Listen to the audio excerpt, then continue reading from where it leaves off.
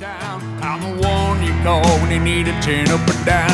I'm a tin rental man, I'm working all day, getting those stakes in the ground no matter what they say. From sunrise to the night, I make sure everything's right. Yeah, I'm a tin rental man, I'm working all day. All right, we're back again with another episode here. We are live. Still live. We got a great guest today. The man who's allowed us to come here, kind of talk about this whole safe tending standard, everything that we got going on here at the Party Reflections. Dan Hooks. How you doing, buddy? Good, great.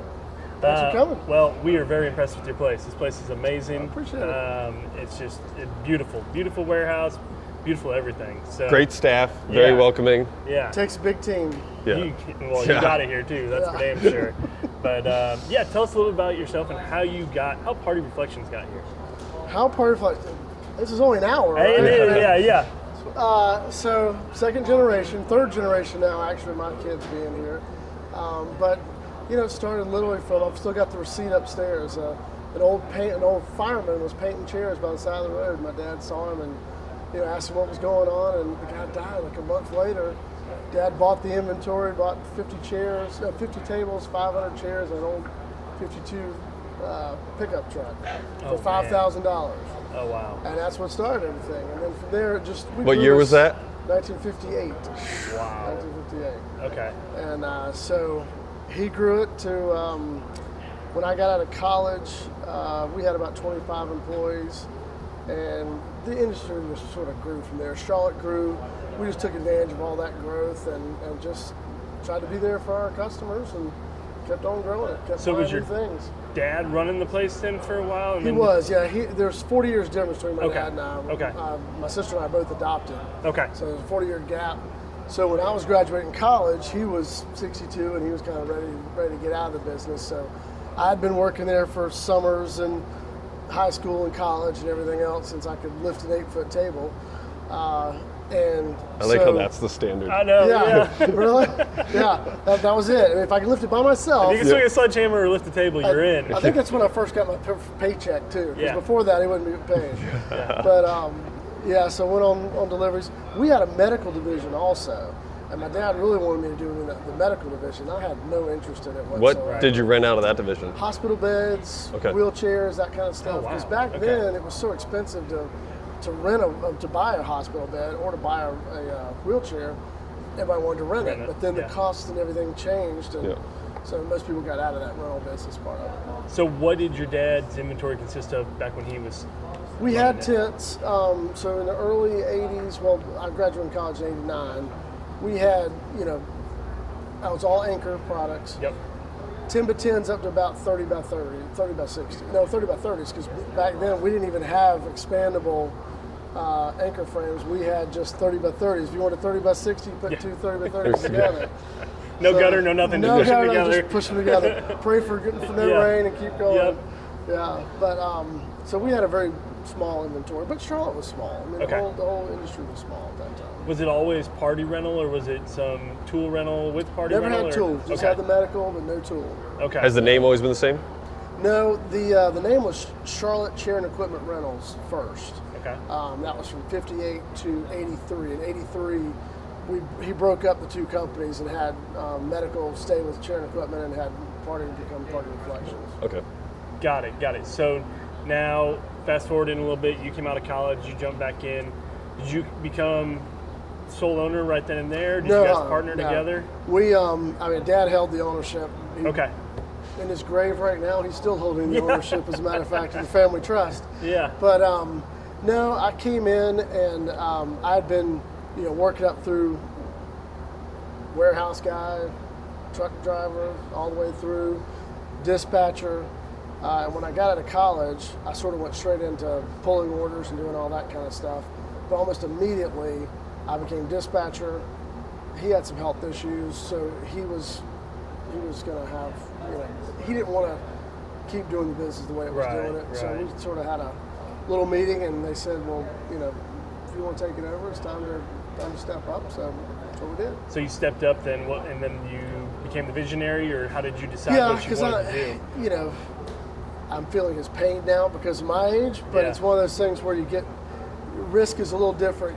You deal with risk differently at a certain age. Right. So back then I was 10 foot tall and bulletproof, didn't care Yeah. about anything. I was ready to go. Yeah. Unfortunately, he had control of the purse strings, so he was from the recession, or from the depression, baby. So if you didn't have cash for it, he didn't buy it. Okay. And so, if we were going to grow, we were going to have to take on some debt. Yeah. Because at that point, we were starting to get some competition. Back in the early days, in the 60s and 70s, he was the only game in town. But now we're starting to get some competition, some other good companies coming into play. So we had to step it up. And he was just to the point where he didn't want to risk it, which is fine, I understand Right. that. But we realized if I was going to keep it going, we were going to have some risk and going to have to do some things. Yeah. So you're operating 4 locations now. Yeah. Now, yeah. How'd that expansion look? It's odd. It was not. There was no strategic plan behind it. It was opportunistic. It really Yep. was. It was as a deal sort of came to us. We looked at it. We passed up on some, but we just got lucky with the 4 that we've done that it worked out. Yeah, I mean, and we've learned a lot over the years. Which ones to get involved with and which ones not. But up until we started really growing in 2010, that's when we opened Raleigh first. Yep. And the only reason I opened Raleigh was really in competition with Classic, because Classic had taken over stores here in town, and they were competing with us from the Raleigh store, bringing stuff down here to compete. So I said, well, if you're going to compete here, I need to compete up there. So we opened up a Raleigh store. Come after me, I'm coming after you. Yeah. Absolutely. It's the only way to look at it. Or just write me a check and Yeah, that's and we right. can call it a day. That's right. Yeah. Can't play defense forever. You Yeah. got to play offense. So then what did you, expanding off your dad's inventory and everything else from there, what did you jump into? What was something you felt like you needed to take the business to the next level at that point? It was tinning, and nothing against you guys, but you guys were putting Yeah. up all the 60 wides and above tents in Charlotte. Yeah. And structures too. Yeah. And I hated that because I was like, we're here in town, we got to be able Right. to do that, and nobody Yeah. was doing it. So that was where we invested a lot of money first, right off the bat, was trying to get into those markets to keep national competition from Right. coming in as much as we could, because we wanted everything. We wanted the stuff underneath the tent and the tents. Well, you're the too. local guy. You Yeah. want to take Yeah. care of Yeah. the local business. I get Right. it. And we Right. fight that a lot in traveling nationally. And I totally get it, though. I mean, I do Yeah. the same thing in Nashville, though, and I'm in that same way where I don't want people coming into my market and taking my Right. business, so I totally get it. Right. So what was the first structure that you bought then, and how did you decide on that? We bought a 25 meter that could break down, Lowe's 25 meter that Yep. could break down into a 15 and a 10, Okay. so that we would have all the options available to us. We just bought that one. Well, it took off, and almost immediately was, it took us a little time to get them understanding the pricing element to it. But once they realized, you've got the glass walls and the glass doors and all that, Yeah. it wasn't much of a hard sell. Okay, so then did you start just deep diving into the structure after that? We did, and as opportunities came up, we kept gotten deeper and deeper into it. I was surprised, really, that the competition didn't do that. They sort of doubled down on more tabletop and that kind of stuff, and we sort of doubled down on the structures and the tents and stuff. And with all the different structure companies, what made you go with Losberger? I think it's a good question. I knew the quality was there. This was before any of the other Leary, none of those guys Right. were even around. It was between them and Rotor pretty much back in those days. Yep. Yeah. And because I think I got the first one in like 2005, something like that. Okay. So Losberger just had a good story to tell. I actually went to after talking to them a little bit, went to meet their people in Germany at their plant, Yep. and that was just incredible going through that. And I went 2 years ago, and it was one of the most beautiful, coolest operations I've ever been to. in Yeah, my it really life. is cool. Yeah. It really is cool. Just seeing a whole yard full of doors Yeah. and glass and everything all over the place. Watching everything be milled and coming through the Yeah. machines, it's wild how they just take the stock of just metal Yeah. and create everything that they create. But It yeah, is. With all your acquisitions to make your other locations, how are you handling a mix of inventory on the tent side? It's been a challenge. It's- We didn't take you through. It was actually pipe and draped off, but we've got a large section in the bottom of the building that has probably 3,000 square feet of just anchor tents that we don't. I walked we don't through that use anymore. yesterday. Yeah, You saw that? yeah. Okay. So that's Yeah. just stuff that we're waiting either to possibly go greenfield it somewhere, or if we want to have another location and needed some tents to start out with, we'd start out with that. But since we've gotten with Top Tech and some of the other manufacturers with easier tents to put out, those are just sort of They're yeah. the ones that through the acquisitions that have just come along. Yeah. We try and sell them occasionally, but But I have the same issue. You don't want to Everybody sell has it it. locally. Yeah. right. I love my competition, but I don't want to sell them any tents. No, No, but everybody has that one room that everything goes to die for a while Yeah. until you can figure out what to do with it. So I totally get that. So when did you move into this location? Because if for people that are seeing this but not seeing this building, and they'll see our tailgate talk where we walked around a little bit, this place is massive. So big how did place. you decide to jump into this place, and when did you move in here? So our last building was 115,000 square feet, Okay. and we had outgrown it. We were actually renting some space outside of it, Yeah. and found this December of 2019. Oh, great timing. Bought it February 20th of 2020. Okay. So 2 weeks later, the whole world shuts down. Yep. We had an empty warehouse, so we started moving everything. We were going to move it a little bit at a time and rent both of them at the same time until we got it all over here. Immediately, we shut down that operation, moved everything over here. Our salespeople were at home at the time, just for Yeah. a couple of weeks, or about a month and a half. And so yeah, we needed more space. We had to have more space. We were out of parking, truck parking. The building was still okay for a while, but we just couldn't get anything else. We were landlocked. Yeah. Yeah. So this gave us the opportunity, a good price. Company was moving out of town, and so it was a good find. And did you come into it being growth oriented, or you felt like Yeah. you could fill it up right away? No, we didn't. I wanted to get something that was big enough we wouldn't Okay. fill up right away. So we could probably fit in 100. We probably got 30,000 extra square feet in there if Right. we went up higher and Yeah. closed the aisles a little tighter. So we got space to Right. grow. But it's felt comfortable. We moved in, got everything where we wanted it, and so we've been real happy with it. Are you 5 years. feeding the other locations out of this one? Yeah. Okay. This is the main hub. We've got 47,000 square feet in Raleigh, 40,000 in Greensboro, and 60,000 in Columbia. Okay. But they're all pretty tight. So we're already needing to move in Raleigh. As far as we're going to have to move because we're getting kicked out of that place. They Right. sold the building underneath us. And we probably need 60,000 square feet to give us a little space to grow there. And probably same in Greensboro. Greensboro's gotten full because we've made several acquisitions Okay. in the last couple of years Yeah. that filled it up. Do you share labor, drivers between Yeah. all the locations? And how do you do that? Do you sub the guys to that location, or do you? The labor gets.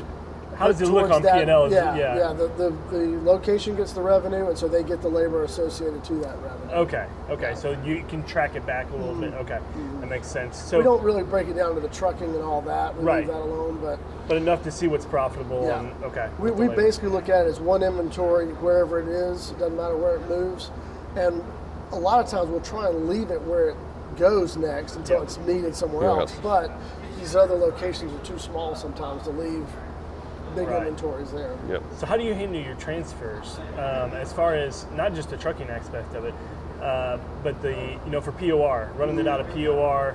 Are you writing a transfer ticket to the different transfers? Or are you? No, and How does the inventory go there and you not get lost Yeah. and not make its way back It's home? it's somewhat like a ticket, but it's all internal, so it's not actual paperwork changing Okay. hands.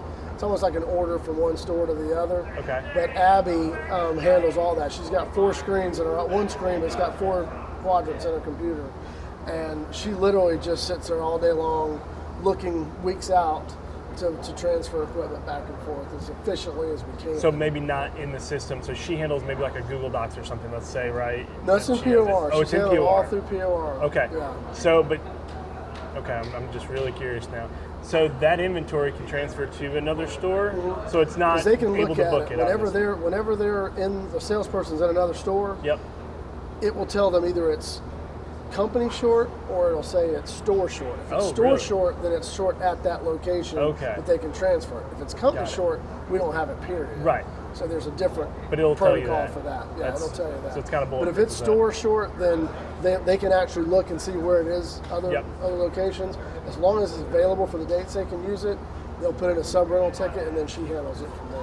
And how did you fill the need for the inventories in a different store? Did you start by moving it all from this store, transferring around, or did you dive right in and buy inventory for each store? Well, so we've made acquisitions in each location. So Okay. really that's where that inventory started. So you had something small to start yeah, off to with start at least. with, yeah. Okay. Yeah. And then we just sort of added to it as we were offering new things. Okay. Because most of the acquisitions that we did, we had more of a depth of inventory and a breadth of inventory. Yeah. So we would add new dishes or add new plates or chinas, different linens. So you were adding to their inventory, but leaving that core that was there. Now, if they needed more and we're always Yeah. adding to it, we just take With more. your acquisitions, are you looking at them as you're buying it just to get into the market and that's the easiest way, or because it fit into your inventory or you wanted their customer base? Both. Because I would have to assume you could also have just greenfielded it and started. Yeah. Yeah. Greenfielding it, it's tough. I mean, because Yeah. we don't have enough extra people to then Right. send out there and start a brand new company. So we want to partner with companies that we thought had the same culture, had the same attitude towards customers and everything else, and just people that we could get along with. And so that's how we've really looked at a lot of the acquisitions. Now, there's been some acquisitions that we said there's nothing more than CapEx. We want them, we'll take their market share, we'll take their inventory, just get them out of the markets. Most of those people are not going to want to jump on board with us. Yeah. Move at a different speed, that kind of stuff. So some have come that way, some have come through literally bankruptcy. Yeah. It's been a lot of different avenues to it. So if you're buying and acquiring, and now you're getting this inventory, do you try to match the inventory that's Yeah. here, or in kind of getting rid of some of the inventory you've acquired over time, so that way it doesn't. Cocktail Otherwise, tables, you're gonna end up like cocktail Kyle tables- over here. Yeah, cocktail tables were the worst because cocktail tables we had so many different brands, and some of them had the little knob Knots, in it. yeah. They didn't Oh fit my together. God. Never failed. So we Yep. started trying to paint them to make that Yep. work. That didn't work. So Yep. we decided let's just get rid of all of them. So we got rid of like 1,000 cocktail tables, bought a whole new 1,000, split them up, just sold all those other ones off Okay. because you had to do that. 8-foot Yeah. tables, that's not. Yeah, that table's much table difference. at that point. Yeah. What It was do in good shape. Yeah. Well, what have you found to be the biggest challenge as an owner of all these multiple locations? How much more time? The biggest challenge is still people. It's always going to be people.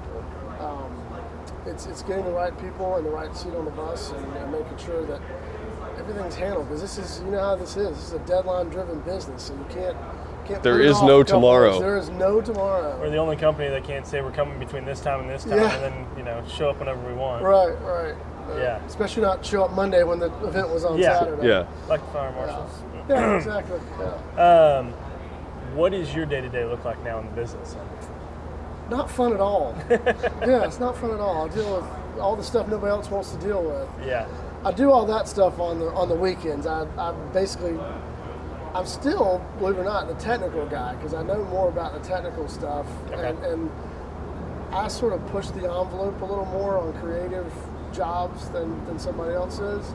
My son's starting to get along with that too, where he'll try something every now and then, but he'll usually ask me, "Is this a good idea? Is this not a good idea?" We'll talk about it and come up with some good solution. But yeah, I think too many people are just looking for that cookie cutter. This tin Right. will work or that tin will work, but I look at it from, can we put a floor in there? Can we do this? Can we go over top of that light pole? Whatever it is. Cut this, do Yeah. this, Yeah. Set yourself apart a little bit from the Right. box companies. Exactly. Anybody can put up a 30 by 30 in the Yeah. parking lot. Yeah. It's all the other stuff that comes in. Let's dive into the third generation for a little bit. Yeah. How's that working? You have both your sons working here now? Both of them working here, it's great. I mean, honestly, as long as we're three not working on the same project at the same time, we're in good shape. I learned early on that they can't work for me, and I probably wouldn't be able to work for my dad either, so that was fine. Did What's you that have them dynamic? come in at the bottom? Oh yeah. And when I say the bottom, they started just like I did. It's funny, we were doing some golf tournaments out of town during the summers when they were out of school. And so they went with me to DC and did a tournament, Colorado and did a tournament. And as soon as they were able to lift tables, they were doing it too. They were even lifting them together and helping out. Yeah. And they just saw it as part of the family. It's what the family did, kind of the same way I did. And didn't force them into it. If they didn't want to go with us, they didn't have to go with us. They could stay with grandma and, whatever. But they just jumped right in, enjoyed it. And each sort of had their own thing. My oldest, Dallas, is the better driver, so he drives our tractor trailers. He's got a CDL. Kid can drive anything you ask him to drive. He loves Yeah. the 10 oxes and he loves tractor trailers. And then Brandon was more suited for managing people and managing projects, and he just got done with the Wyndham Championship. They were up there for about 8 weeks, Okay. finishing all that up. So he just handles those things and does a great job at it. And what does it look like for their trajectory in this? Do they want to take this over? Do they want to be involved? I've talked to them about it. They want to stay involved for sure. Yeah, they love what they do. Okay. They love being outside though. They don't want to be inside, Yeah. so they don't want to be at my desk. That changes the older you Well, get. but you didn't want to be at your desk Right. when you were their age either. Probably not. You're right. Exactly right. But yeah, they're I'm just waiting for them to mature and see how that progresses. Yeah. Right. There's plenty here for them to do, and But they got the drive and plenty they want to do it. opportunity. And Oh yeah. Yeah. They both have the drive for sure. That's awesome. That's awesome. So, what way do you see your business going for long-term success?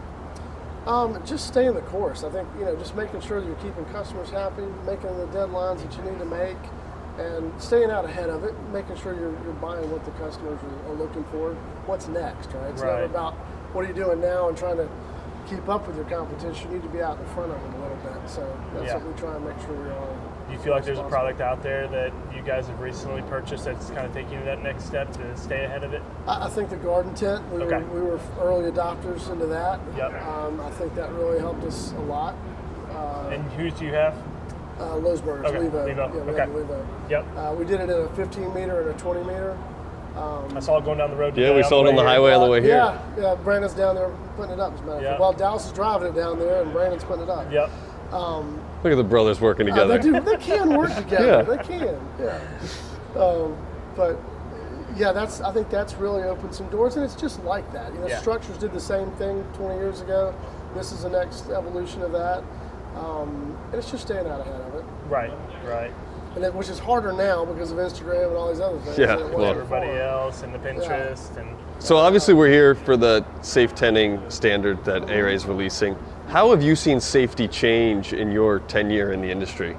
A great deal. I mean, none of us can say we didn't do water barrels back Yeah. when Yeah. everybody thought that was the thing to do, right? So you see the evolution of that. You see the evolution of staking and what's the right way to put in a stake, what's the wrong way, 811, all these other things that we all sort of dodged or whatever, did what we had to do back in the day. Now they're commonplace. Now you have to do them. It's table stakes at this point to make sure you're doing things right. The concrete aspect of it has obviously allowed you to put tents where you couldn't put them before because water weight you knew wasn't going to hold it. Yeah. But concrete's allowed you to do that. But a lot of it too, from the standard, it's not just about safety. Safety's part of it, but it's to me, it's about raising the whole bar for professionalism and everything else, so that everybody's playing by the same playbook. We're playing with the code officials and those guys, keeping them above board and keeping all of us safe and everything else. But meeting them where they need to be. Yeah. met. And educating them. Yeah, 'Cause- 100%. They don't know what they don't know. Yeah, right? exactly. as a whole. And I think people are scared to call their local fire marshal and ask 100%. questions. But like the gentleman said today, you had a project you had some questions on. You said, hey, can you meet me at the site and let's see if we Yeah. can make this work. Yeah, no, and that's having that relationship with him from the start is definitely the way to go. Yeah. Because I thought he was going to tell a different story where in the code book, it says over a certain number of people, you have to have a 96-inch opening for 500 people or whatever Right. it is. Well, I considered that door 96 inches. Absolutely. It's not. Well, then when the fire marshal gets out and he measures it, it's only like 87 inches because the doors take up part of that 8 feet. Oh. So one of his guys is going by the book, and I'm like, Jimmy, they don't make 10-foot doors. So did you take them cookies or bourbon? What did you do? I mean, No, luckily, we had the PGA Championship coming into town. That was back in 2017. yeah. And I said, look, go over there. You're going to have to inspect all those tents. They're the same as our tents. When you go over there, you're going to see that this is a standard door.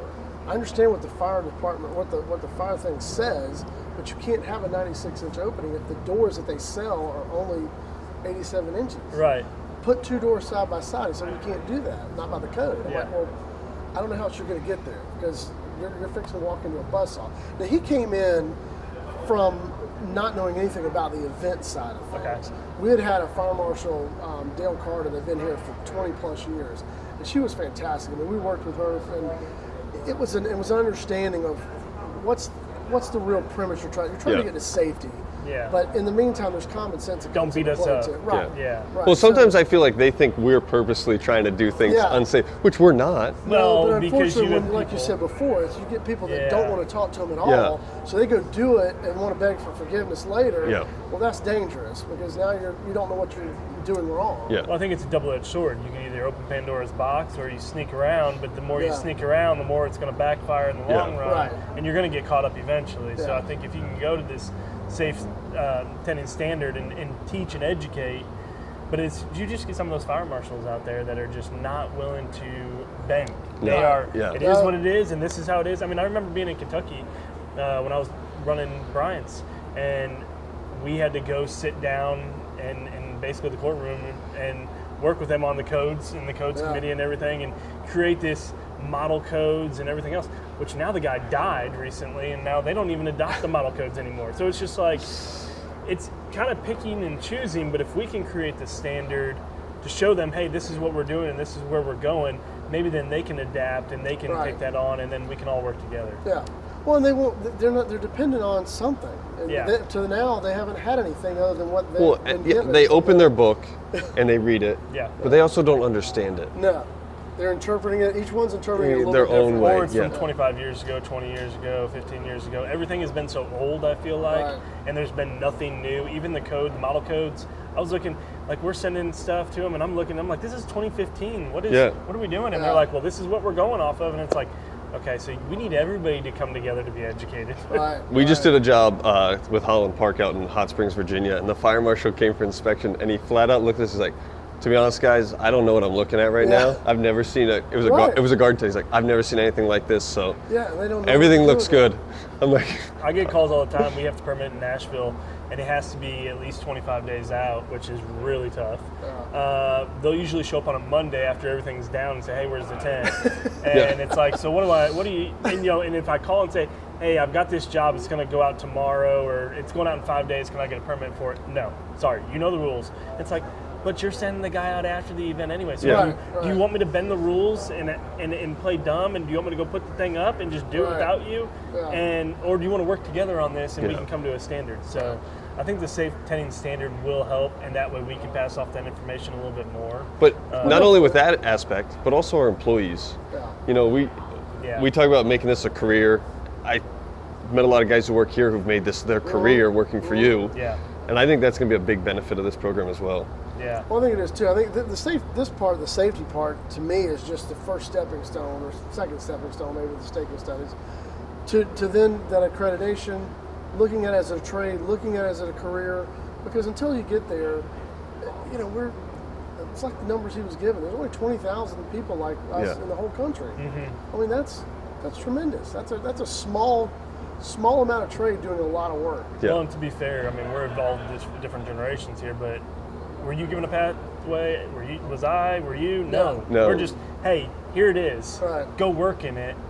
Stay if you want to, if you don't want to, and now you're like, okay, now I'm here in this position. Well, how did I get here? I Right. couldn't really tell you other than I just dove in and said, give me the damn job, let me Yeah. do this. Yeah. You know, and so now being able to give these people the pathway to a career and to, a good lifestyle, what I think is a good lifestyle Yeah. in this industry is pretty cool. So, Well, it even gives us things to be able to go back and say, well, look, this is the way you were trained.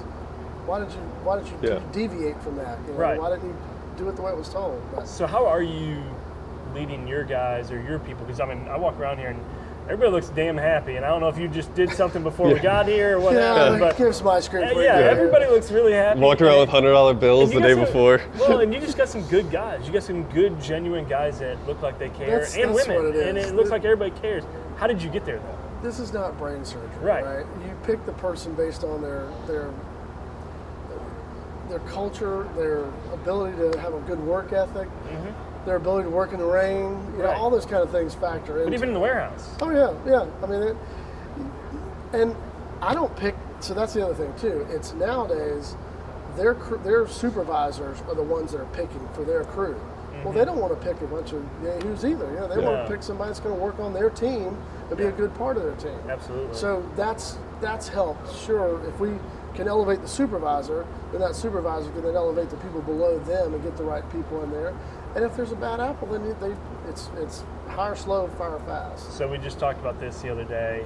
How are you, if you got a supervisor out there that you want him to teach and bring somebody up into his role, what are you doing for him to show him the path, or to say, hey, this is your next step? Because, you know, people in this industry, these guys that are out on the road, they don't necessarily want to show everybody what they do in their job because they're afraid they're going to lose They're their job. threatened, yeah. So what does that look like?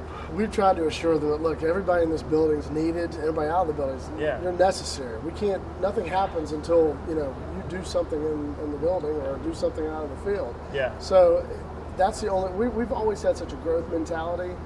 I think that sort of takes away anybody's fear that they're Right. going to lose their job, because no one above them, they've never seen anybody above them lose their Right. job and just go off to the wayside. If they left because they wanted to leave. You know, they retired or whatever it is. But as long as they see opportunities and they see us acquiring other companies, I think that just gives that that energy to them to say they're Growth going to keep mindset. going. Yeah. What's full staff for you right now? Yeah. About 190. Okay. And do you have people that will transfer from store to store? Say they go to Raleigh or move to Raleigh, or do you feel like, hey, you would be better at my Raleigh store than We've here? had a Do few you of those. transfer around? Yeah, we've had Okay. a few of those. Yeah, especially if an opportunity, like you were saying, comes up. If it's a supervisor here, but a manager in Columbia comes up, Yeah. and maybe it's a warehouse manager versus an inventory guy here, that he can apply for that and You get move right promoted down. up in that spot. Do you guys share, do you have a structure crew? So they might be in Greensboro doing a structure, but they all came out of here, or vice versa? We do. We try and get some education in each of the departments, so that if, like you met Alan. Did you meet Alan when he was here? Yep. Okay, so he's sort of the project manager for Greensboro and Raleigh. Okay. Brandon sort of handles here in Columbia. And so what they'll do is they'll look at the schedules and sort of see who's what. Alan can do anything that Brandon can do, basically, so we'll just ship equipment up there to him, Okay. to the site. He just got done with a golf tournament in Raleigh recently.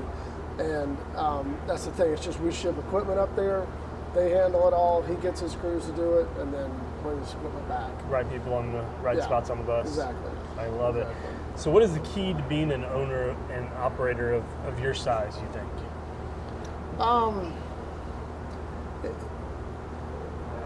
You got to change with the times. You've got to, and by that I mean, you've got to realize there's a lot younger people doing work now than you were doing before, and you got to figure out a way to deal with them communication-wise and everything else. You've got to look at the other industries that these, because we're not competing for employees with other rental companies. We're competing employees for Amazon and for construction, and for everything Landscaping, else, yeah. landscaping. Yeah. So you've got to be mindful of all that kind of stuff too, and make sure that you're staying on top of being a good business to work for, not a good party rental business to work for, but a good business to work general, for. yeah. And then that way you get better people.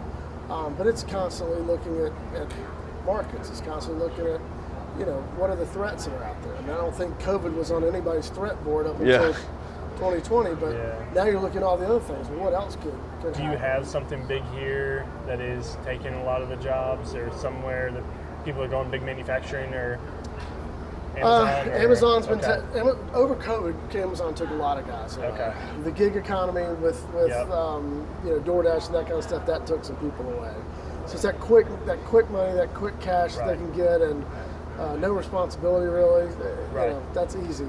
But those weren't the employees we really wanted to have anyway. So Right, we well, look for other employees. And this is that generation now that I feel like is we want it here and we want it now. Yeah. And so you have to show them that pathway, and we've never had that pathway, like I said. Right. So now being able to show them that pathway, hopefully will set us up for some more future growth in employees and better Yep. quality Right. employees and things like Right. that, or maintaining what we have. In this industry, we've got plenty of people that look at their businesses as a business, but really sometimes it's a job. Yeah. They've created a job for themselves. It's the ones that really look at it as a business that they want to try and get themselves out of in the business work and on the business and Career. get on the business work. Job to career. Yeah, so they can then grow everybody's. Right. Yeah. Well, this has been great, and I know that we could go on here for another hour, but Kyle, what you got for our last question here? What's your biggest piece of advice you can give to someone coming into the industry?